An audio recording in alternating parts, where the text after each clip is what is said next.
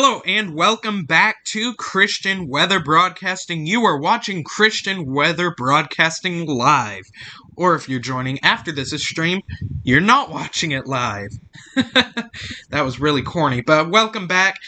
Before we get into this video, repent and put your faith in Jesus because only He can save you from hell. If you'd like to know more, check out the gospel message in the description. Let's get right into this forecast. So, I'm going to bring us first to the National Hurricane Center's page. As you can see, we have a new disturbance out here, disturbance number 2. And, let's start off right now talking about this one first, and then we'll talk about disturbance number 1. Alrighty, here we go. An area of low pressure could form by the middle part of next week a few hundred miles northeast of the central Bahamas. Some slow development of the system is possible thereafter while the system moves westward or west-northwestward. Formation chance for the next 48 hours, low, near 0%, and formation chance for the next 7 days is low at 20%. So, I am going to bring us to the model soon, and as you can see, this area could form near Florida, possibly Georgia. What it seems like right now, it does not seem like we'll see anything major or anything that you need to be concerned about. The most that it'll probably do is bring some blustery conditions, if it forms, and rain into Florida or Georgia. Now, speaking of Florida, we do know that South Florida was rained on a whole ton down here by the last system that moved through. But what would be good, though, is if this thing did move up here into North Florida, where it's still dry and hasn't rained in a while. It would be good if that system moved through and brought rain to that area, but it wouldn't be as good if it went down south, since they've already had so much rain. But it would be better if it moved up north to give areas that have not had rain in quite a while some much-needed rain. Before we talk about disturbance number 1, let's go to the model forecast for disturbance number 2. Here's what the GFS model is showing. Hold on, here it's loading. You can see it start forming there, gaining a little bit of strength, getting down to around 1,001 millibars before making landfall in North Florida, and then moving on land and just fizzling out. Now, if the GFS model's forecast holds true, and this actually does go down to around 1,001 millibars, that would probably be a tropical depression to low-grade tropical storm, but not all models are showing this forecast. Let's go to the Euro model, and that's a little too far out, I think. But the Euro model only seems to be showing, well, it doesn't go out as far as the GFS model, so I guess we can't use this one. Sorry about that. Let's go to the NAVGEM model, and let's see what this model has to show. This model is not showing a formation of that area that could hit Florida, while the GFS is showing formation of that area. Let's go to another model while we're at it, CMC model. And the CMC model is not showing formation of that area either. So it's possible we could see formation, it's possible we could not see formation. At the most intense that thing could get, according to the GFS model, is maybe a low-grade tropical storm.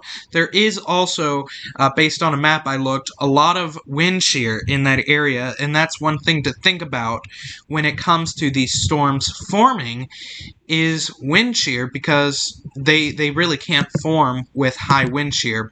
It is possible for development. Right now, the development chance is really low, according to the National Hurricane Center. But we may see some blustery conditions and rain out of it for Florida or Georgia, depending on exactly where it hits. Water temperature is above the 79 Celsius threshold for tropical development, so it could develop in the area that it is going to be possibly forming as of now. What will be interesting to see, though, is how it interacts with the high amount of wind shear. Now let's discuss the other system out here, disturbance number 1. Let's read what the National Hurricane Center has to say about this one. A broad area of low pressure is forecast to form over the southwestern Gulf of Mexico in a day or two. Environmental conditions appear conducive for gradual development of this system, and a tropical depression could form by the middle part of next week, while the system moves slowly westward or west-northwestward.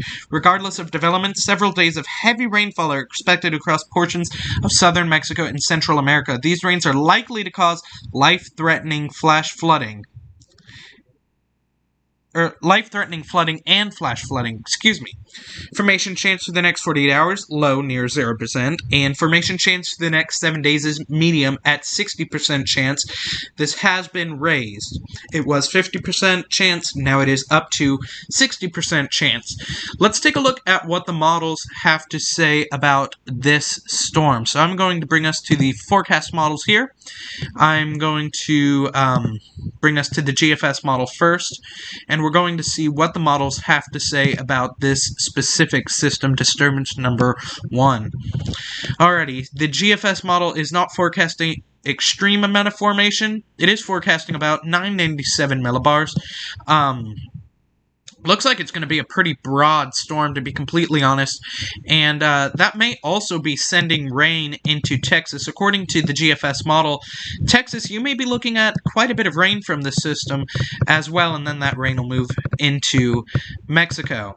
Now, let's take a look at the Euro model next and see what the Euro has to say about this system. The Euro is also forecasting a slight formation, about down to 1,000 millibars out there into the Gulf of Mexico. So that Euro's not quite forecasting as quite of a strong system as the GFS. The NAVGEM is also forecasting possible formation of this down to 998 millibars, over land down to 992. So we may see a tropical depression out of the system. Could we see a tropical storm? I don't want to jump on this and say yes we will. I think we should wait a little bit until the thing actually forms, and then we'll probably get a better idea of actually what's going to happen. Let's go to the CMC model. This one's forecasting the most intense the storm will be, and this has been a consistent forecast from this thing. It's consistently been forecasting a more intense system, about down to 998 millibars. Actually getting some spinach with the CMC model here. So what I'm gathering from these models is it's probably going to be a pretty broad storm. It's going to be pretty large in size. Intensity, tropical depression is possible. We could see a tropical depression out of the system. Water temperature in the area, I've already discussed in previous videos, is good. There is still a small area right around here, with low wind shear, but I have seen an increase in wind shear in the Gulf of Mexico, so whether that would interact with that or not is something that we'll have to see. So it is possible we could see development out of the system. I want to bring us back to the GFS, and I want to go to 24-hour accumulated precip to see exactly how much rain we're going to get in Mexico and down south.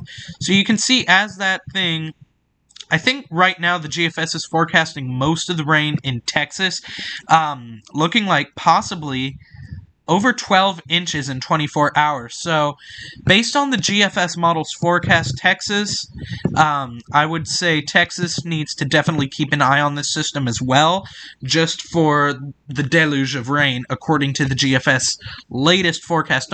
Don't get scared. That's not what I'm saying. Just keep an eye out if you live in Texas. Definitely if you live in Mexico as well. You can see areas in Mexico also getting a couple inches of rain, possibly in certain areas up here. You can see probably quite a significant amount of rain, over 8-9 inches plus in 24 hours. So this thing will definitely be bringing quite a bit of rain into the areas that it does go. So that will be something to keep an eye on. Let's go to one other model while we're at it, just to get an idea exactly where we're going to see this rain, because each model has something slightly different. Again, the Euro only goes out to June 19th, but it doesn't look like the Euro's forecasting as extreme of rain. But since the Euro doesn't go out as far as the GFS, I will bring us to the... Oh, CMC does not have that kind of forecast. Sorry about that, but based on the GFS forecast, I would say Texas and Mexico need to keep their eye on this system, not so much for the wind, but for the amount of rain that it's going to drop.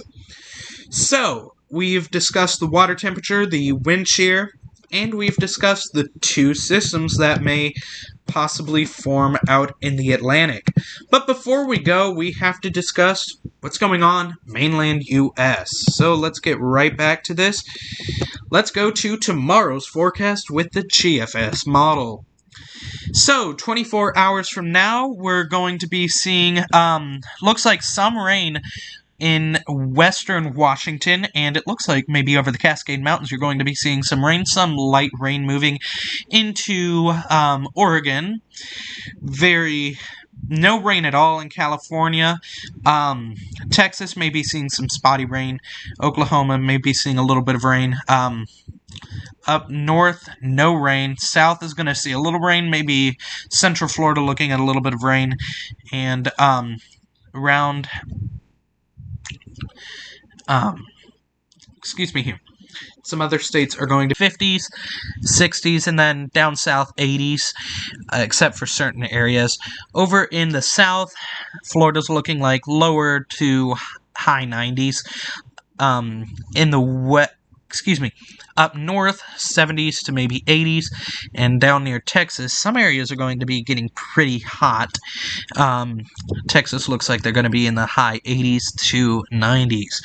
So that is what you're looking at for your 24 hours from now forecast. We have looked at those Atlantic systems. Expect more updates from me in the future. Thank you for watching. This has been Christian Weather Broadcasting.